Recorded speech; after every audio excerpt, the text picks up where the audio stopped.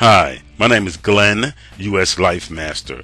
The 20th Ambler Blindfold and Rapid Chess Tournament takes place from 12th March, first round, to 24th March, last round, at the Monte Carlo Bay Hotel and Resort, 40th Avenue, Princess Grace, in Monaco. The games are freely accessible to the public. The tournament is organized by the Association Max EU in Monaco. The total prize fund is $227,000. The rate of play is 25 minutes per game per player. With every move made in the blindfold games, 20 seconds is added to the clock. With every move made in the rapid games, 10 seconds is added. Every day, 4 sessions will be played, 2 blindfold sessions and 2 rapid sessions. The first session starts at 1430 hours. The fourth session finishes around 2000 hours. In this game, we look at the Berlin defense. Arthur Bisweiler played the Berlin for decades, but always chose the variation for castle knight xe4. Then, in 2000, Vladimir Kramnik used the ladder line as a drawing weapon against Garry Kasparov in the World Chess Championship match, after which the Berlin enjoyed a remarkable renaissance. Even players with a dynamic style such as Alexei Shirov, Topalov, and Kasparov, Carson, and Nakamura tried it. We will look at Anand versus Topalov game. Topalov is a tactical player, and it is interesting to see him try such a solid opening as a Berlin. Was he up to the challenge of playing a technical endgame against the world champion? Let's see.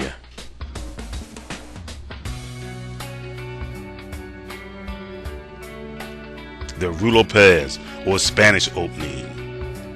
If a6, white will try to win a pawn with bishop takes a6, bishop takes c6, black will continue dxc6.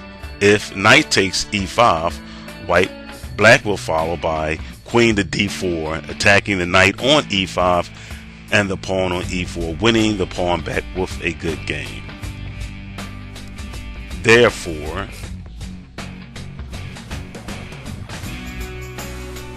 the Ruy Lopez open variation, the Berlin defense.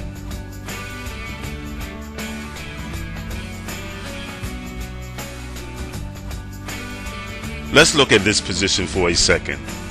White has a kingside pawn majority, which give him an advantage in the endgame.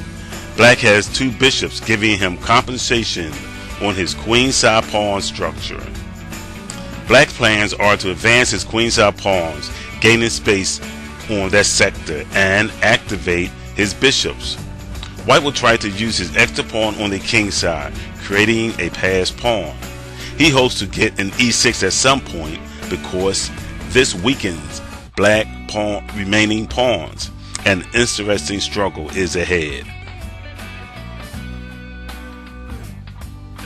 Knight to c3 was played in the game. Let's look at h3 instead. White will try to push his kingside pawns immediately. Let's have a look. Rook to d1 threatening e6. If f takes e6, the knight slams onto e5, threatening the bishop on d7 and the f6 square, checking and forking. Therefore, breaking the pin.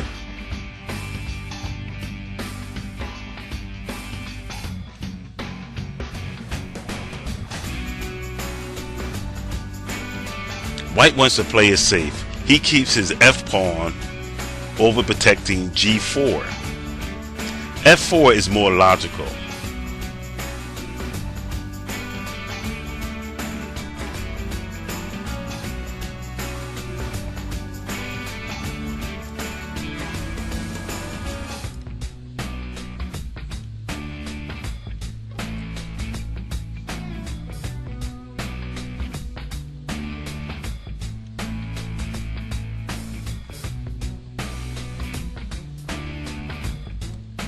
Black have opened the position up on the king side. White center is under attack.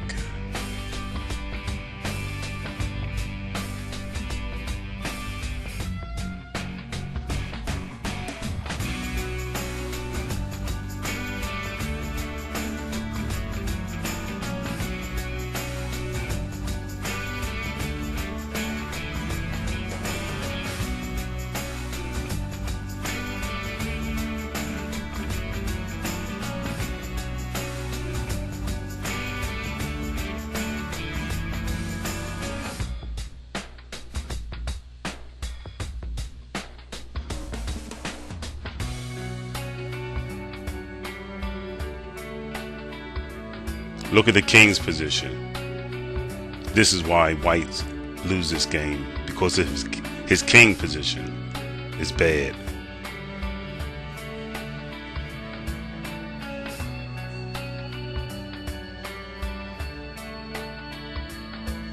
And white was forced to resign. Let's look at king to e8 on the ninth move for black. Instead of the bishop to d7, king to e8 is a major line. h3, h5. Also, b6 is a very interesting idea. Let's have a look at this. b6, fianchetto.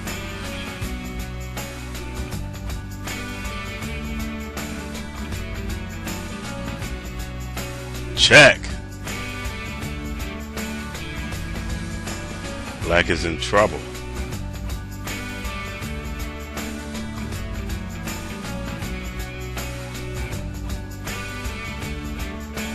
Check. Check. Discovered check. And black is forced to resign because king to g8, rook to a8 check, king to h7, the knight hops on to g5, and the black rook must fall. Let's take a look at, let's go back to h5 and the h3 and h5 instead of the b6 line.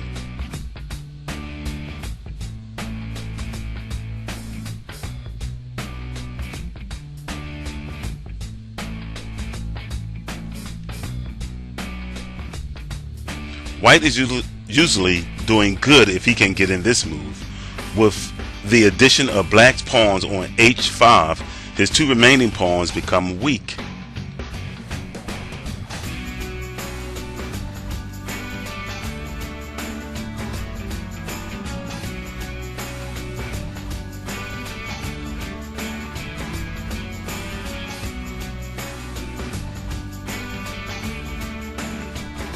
Black will not be saved by the opposite color bishops.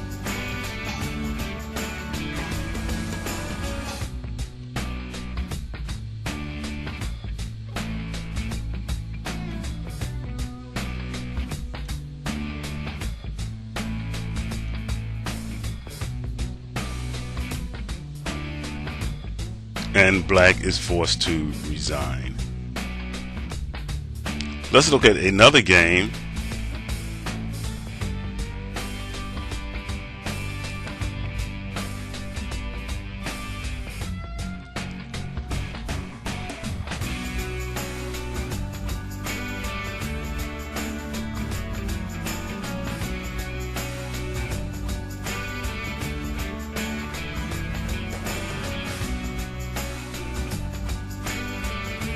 This is Carson playing the black pieces, and this is a very interesting game. How black got counterplay in this position.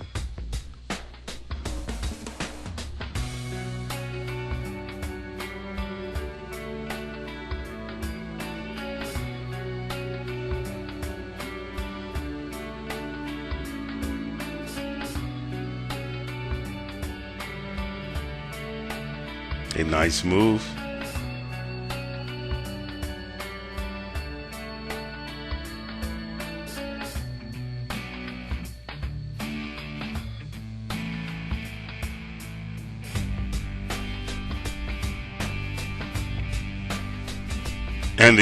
And a peace treaty was called at this point. The game was drawn.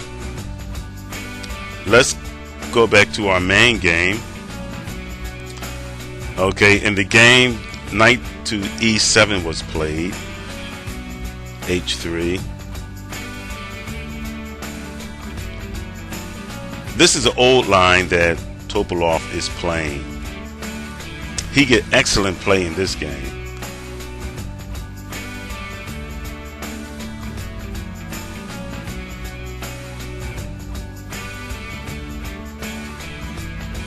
White got rid of black's Dark-Raker, but in doing so, he weakened his f4 square. The resulting position will make it difficult for white to advance his kingside pawns.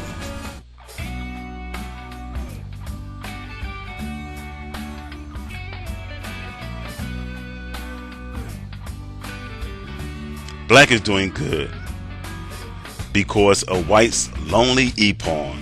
The knight is tied down to its defense, and if white achieves the advance of his f-pawn, he will have a hold on g3 and a backward g-pawn.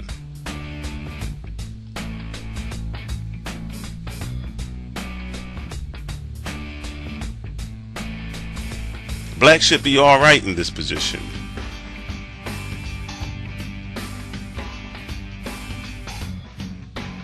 The bishop stands well.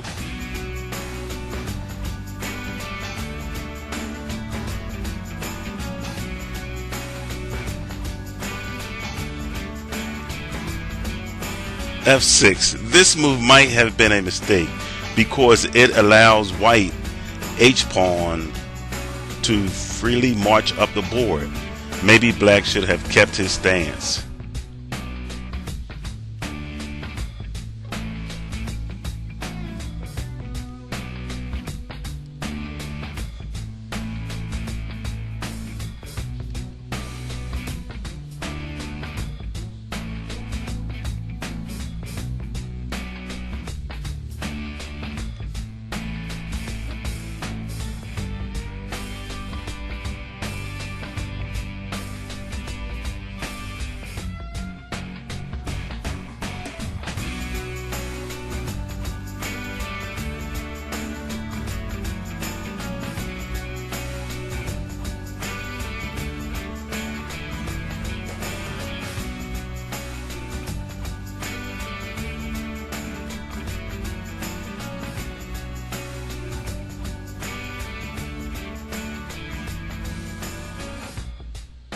This is probably lost at this point.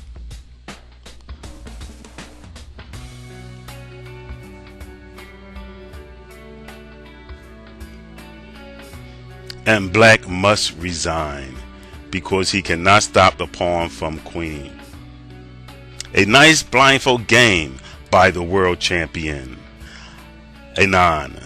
Maybe Topalov could have held the endgame with precise play. Good luck. Good chess. Cheers.